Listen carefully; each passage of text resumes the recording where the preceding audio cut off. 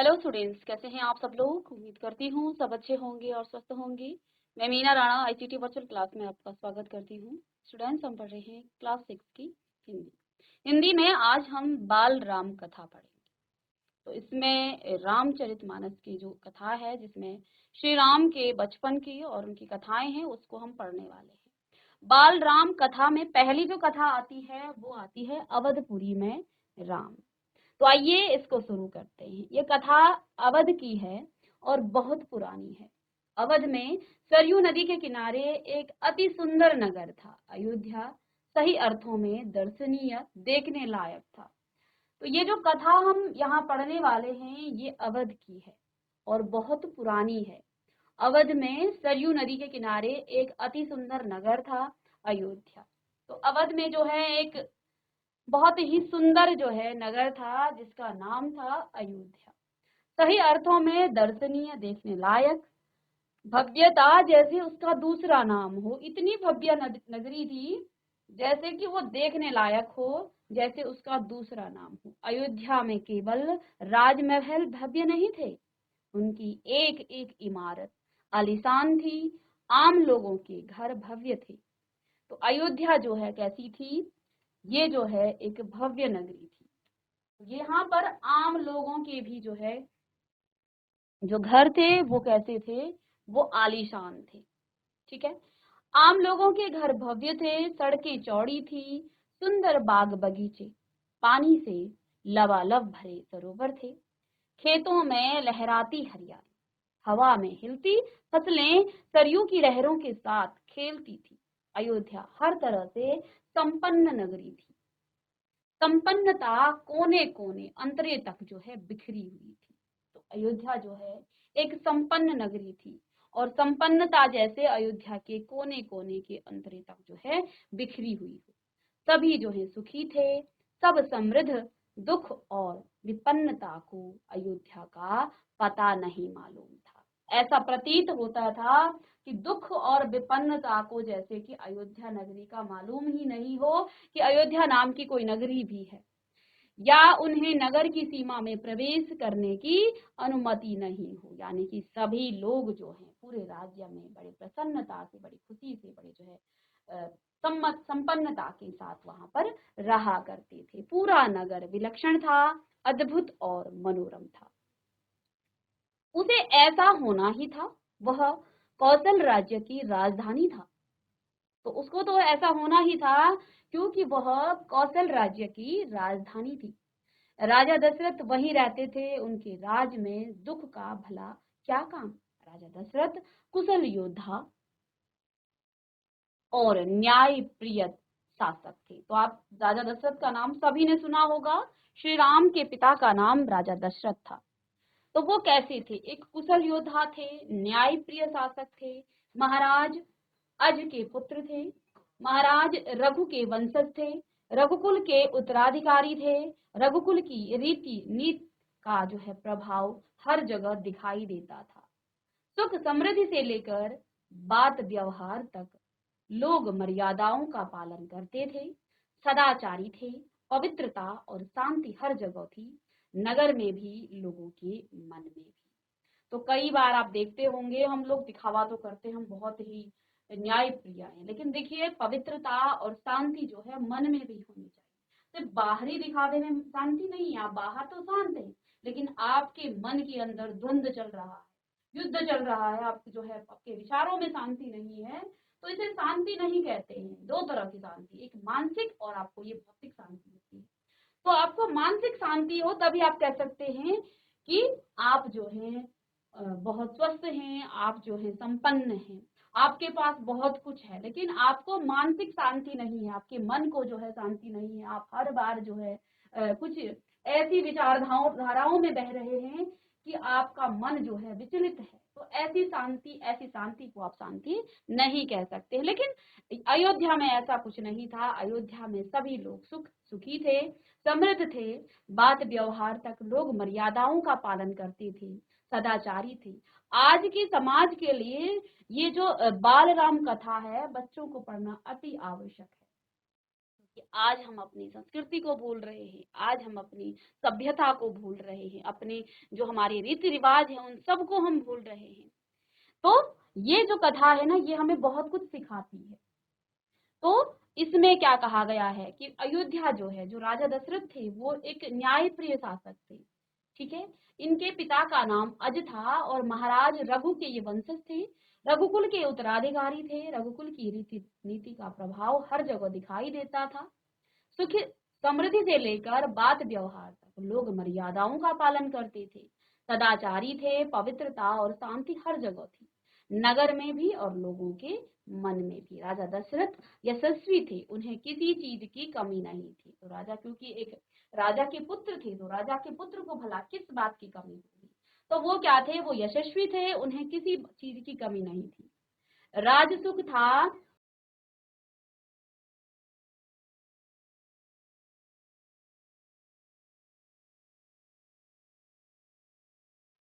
चलिए, तो उन्हें, राजा दशरथ जो है एक यशस्वी राजा थे, उन्हें किसी चीज की कमी नहीं थी। राजसुख था और कमी होने का प्रश्न ही नहीं था, क्योंकि राजा के पुत्र हैं तो कमी होने का तो कोई मतलब ही नहीं बनता है।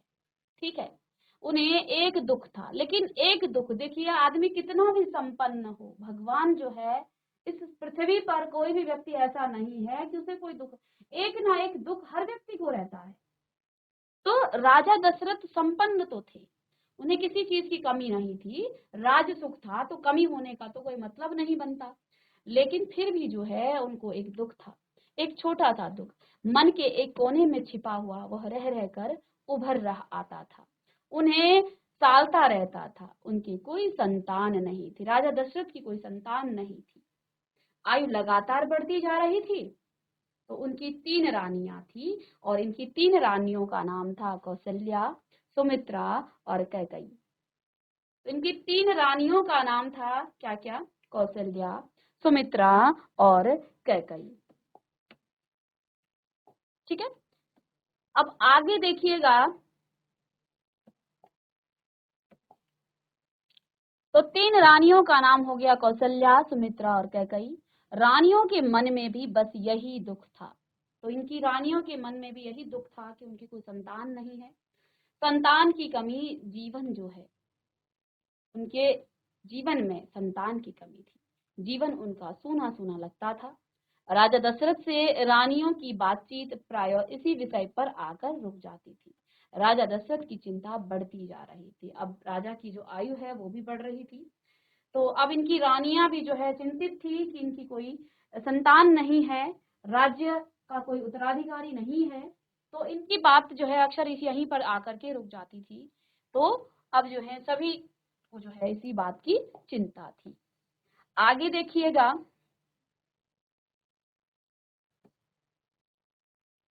बहुत सोच विचार कर, तो इन्होंने जो है, अब राजा ने बहुत सोच विचार करके, दशरथ ने इस संबंध में वशिष्ठ मुनि से चर्चा की। तो इन्होंने बहुत सोचा विचार किया और राजा ने जो है वशिष्ठ मुनि से इस बात पर चर्चा की, उन्हें पूरी बात विस्तार से बताई, रघुकुल के अगले उत्तराधिकारी के बारे में अपनी चिंता बताई। तो उन्होंने जो है मुनि वशिष्ठ से अपनी चिंता बयां की, उनसे विस्तार में इस बारे में बात की। रघुकुल के जो अगले उत्तराधिकारी है उसके बारे में जो है अपनी चिंता जताई। इस राज्य का तो आगे कोई उत्तराधिकारी है ही नहीं, अब क्या होगा। मुनि वशिष्ठ राजा दशरथ की चिंता समझते थे, उन्होंने दशरथ को यज्ञ करने की सलाह दी। उस समय क्या होता था, उस समय राजा का पुत्र ही उसका उत्तराधिकारी, उस राज्य का उत्तराधिकारी होता था। तो अब राजा दशरथ की तो कोई संतान ही नहीं थी, इसलिए जो है वो बड़े चिंतित थे। उन्होंने मुनि वशिष्ठ से बात करी, तो मुनि वशिष्ठ ने जो है उन्हें जो है एक सलाह दी। सलाह क्या थी, पुत्रैष्ठी यज्ञ जो है उनको करने को कहा। महर्षि ने कहा, आप जो है पुत्रैष्ठी जो है यज्ञ करें, महाराज आपकी इच्छा अवश्य पूरी होगी। तो मुनि वशिष्ठ ने इन्हें जो है पुत्रैष्ठी यज्ञ करने की बात कही और बात बोला कि आपकी जो इच्छा है वो जरूर पूरी हो जाएगी।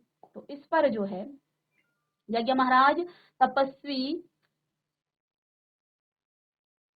ऋष्यशृंग की देख रेख में हुआ। तो अब जो है क्या कहा, इन्होंने कहा ऋष्यशृंग की देख रेख में हुआ, यानी यज्ञ जो है इनको ऋष्यशृंग की ही देख रेख में करना है पूरा नगर। तो इनकी उत्कृष्टि यज्ञ करने की जब सलाह दी गई तो राजा ने फिर जो है इस यज्ञ का आयोजन किया, और ये जो है ऋष्यशृंग की देख रेख में पूरा हुआ। पूरा नगर उसकी तैयारी में लगा हुआ था। यज्ञशाला सरयू नदी के किनारे बनाई गई। यज्ञ में अनेक राजाओं को निमंत्रण जो है दिया गया। तमाम ऋषि मुनि पधारे। शंख ध्वनि और मंत्रोच्चार के बीच एक एक कर सबने आहुति डाली। अंतिम आहुति राजा दशरथ की थी और यज्ञ पूरा हुआ। अग्नि के देवता ने महाराज दशरथ को आशीर्वाद दिया। कुछ समय बाद दशरथ की इच्छा पूरी हुई। तीनों रानियां पुत्रवती हुई और महारानी कौशल्या के ने राम को जन्म दिया। चैत्र माह की नवमी के दिन रानी सुमित्रा के 2 पुत्र हुए, लक्ष्मण और शत्रुघ्न। तो यहाँ पर आप ध्यान दीजिएगा कि महारानी कौशल्या ने श्री राम को जन्म दिया, यानी सबसे बड़े पुत्र थे राजा दशरथ के श्री राम। इनकी माता का नाम कौशल्या था। चैत्र माह की नवमी के दिन इनका जन्म हुआ था, जिसे आप राम नवमी के नाम से भी जानते हैं। रानी सुमित्रा के 2 पुत्र हुए, लक्ष्मण और शत्रुघ्न। सुमित्रा के 2 पुत्र थे, लक्ष्मण और शत्रुघ्न। रानी कैकेयी के पुत्र का नाम था भरत। तो इन सभी का जो है सभी रानियों के पुत्र हुए। सुमित्रा के 2 पुत्र थे, लक्ष्मण और शत्रुघ्न। कैकेयी के पुत्र का नाम भरत था और कौशल्या के पुत्र का नाम राम था। राजमहल में खुशी छा गई। नगर में बधाइयां बजने लगी, मंगल गीत गाए गए। तो सभी जो हैं पूरे राजमहल में जो है खुशियों का माहौल छा गया, क्योंकि राजा दशरथ के जो है 4 पुत्रों ने जन्म लिया है। हर ओर खुशी, उत्सव जैसा दृश्य। राजा दशरथ प्रसन्न थे, उनकी मनोकामना पूरी हुई। राजा प्रसन्न थी कि प्रजा जो है प्रसन्न थी कि दशरथ की चिंता दूर हुई। अब राजा क्योंकि अपनी प्रजा का जो है अपने पुत्रों के समान ध्यान देते थे, तो जब राजा की इच्छा पूरी हुई तो पूरी प्रजा भी जो है राजा दशरथ की चिंता दूर होने पर जो है प्रसन्न हो गई। इसी प्रकार से नगर में बड़ा समारोह आयोजित किया गया। पूरे नगर में जो है एक बड़ा जो है आयोजित किया गया, समारोह आयोजित किया गया धूमधाम से।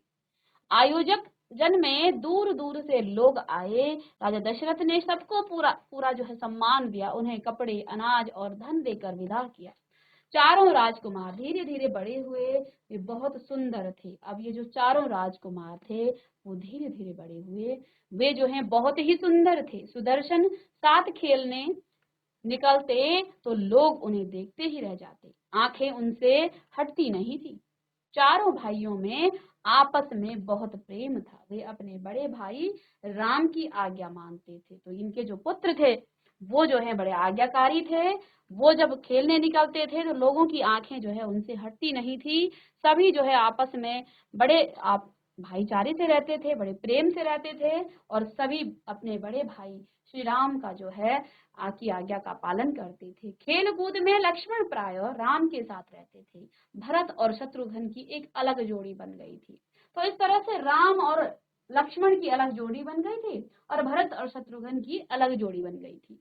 और बड़े होने पर राजकुमारों को शिक्षा दीक्षा के लिए भेज दिया गया। अब जब ये बड़े हुए तो इन राजकुमारों को शिक्षा के लिए भेजा गया। उन्होंने कुशल और अपनी विद्या में दक्ष गुरुजनों से ज्ञान अर्जित किया।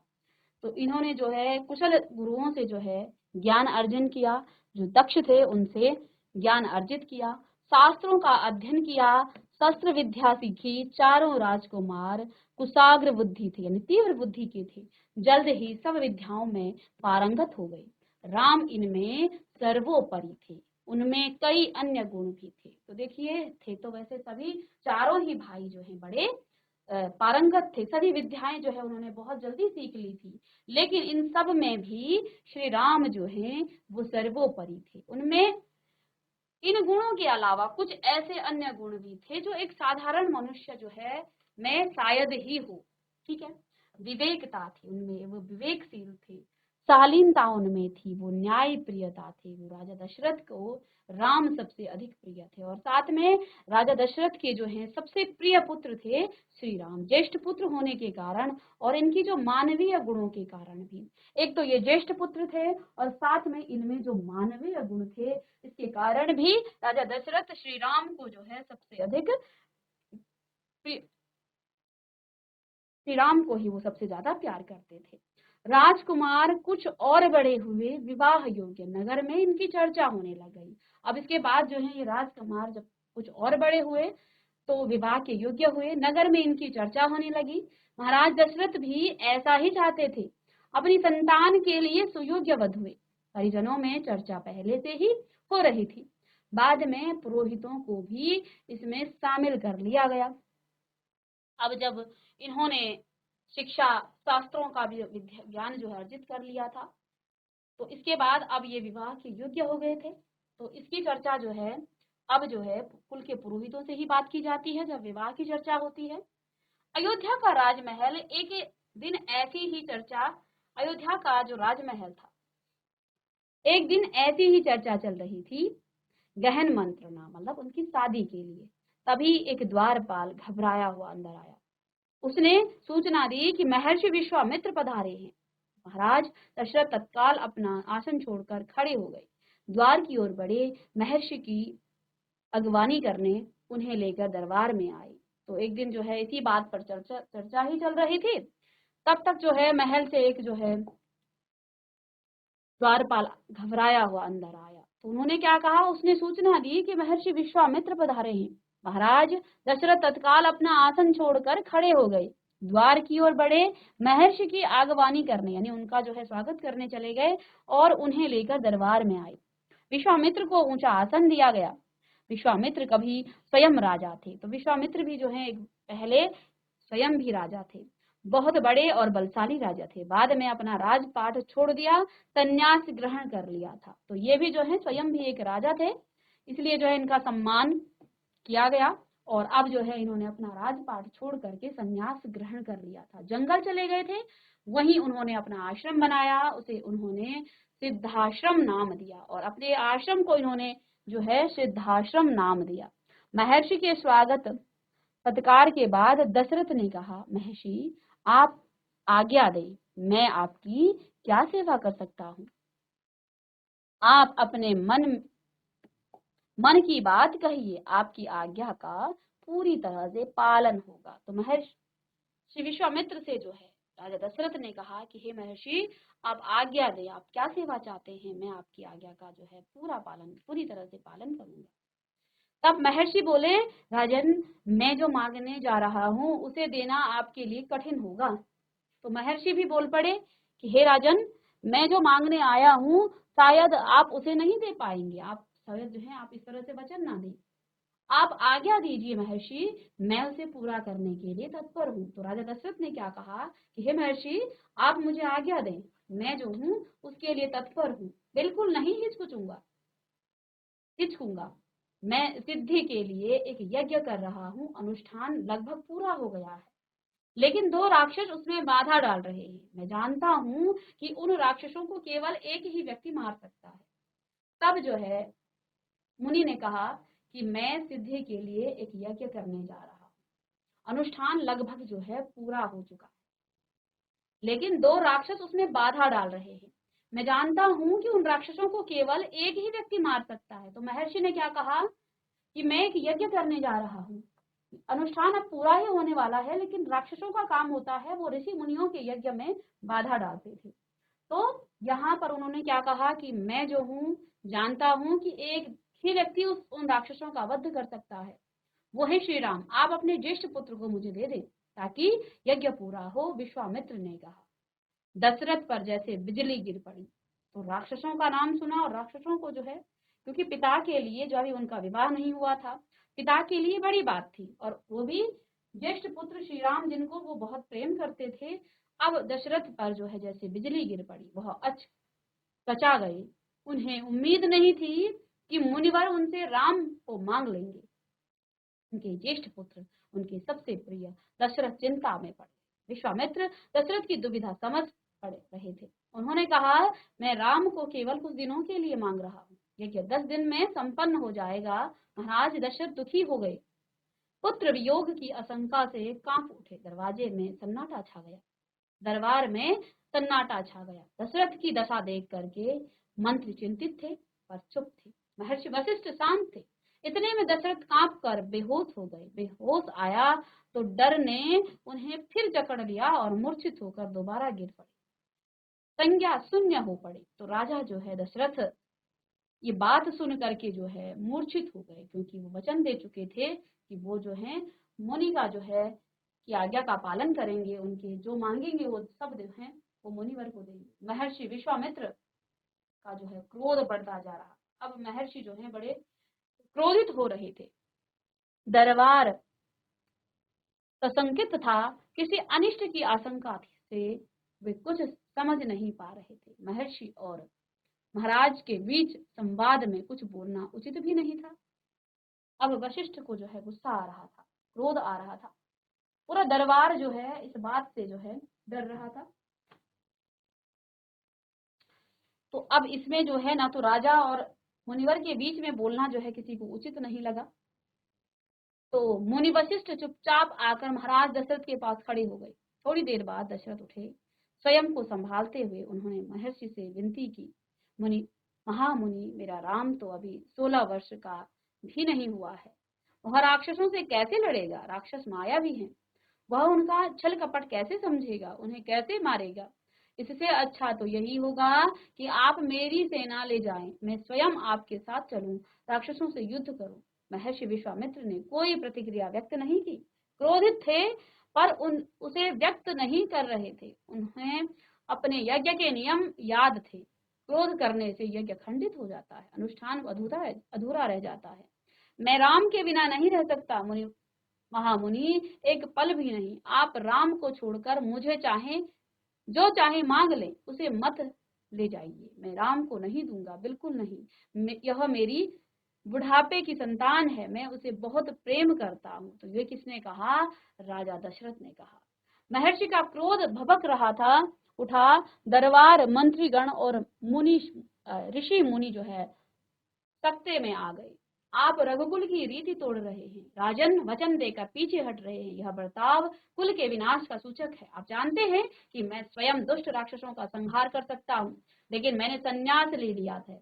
अगर आप राम को नहीं देंगे तो मैं यहाँ से खाली हाथ लौट जाऊंगा। तो अब जो है मुनि जो है बड़े क्रोधित हो उठे और राजा से जो है वो क्या कह डाले कि यदि आप जो है नहीं देंगे, वैसे तो मैं जो हूँ खुद जो हूँ उस राक्षस को मारने में सक्षम हूँ, लेकिन मैंने संन्यास लिया है, इसलिए मैं नहीं मार सकता हूँ।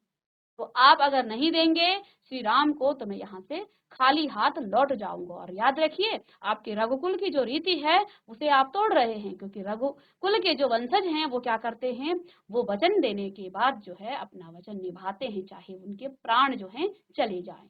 तो अब नेक्स्ट क्लास में हम पढ़ेंगे कि क्या राजा दशरथ जो है मुनिवर को अपने पुत्र राम देते हैं या फिर जो है वो स्वयं मुनि श्रेष्ठ के साथ जाते हैं। तो बच्चों मिलते हैं नेक्स्ट लेक्चर में, तब तक के लिए थैंक यू।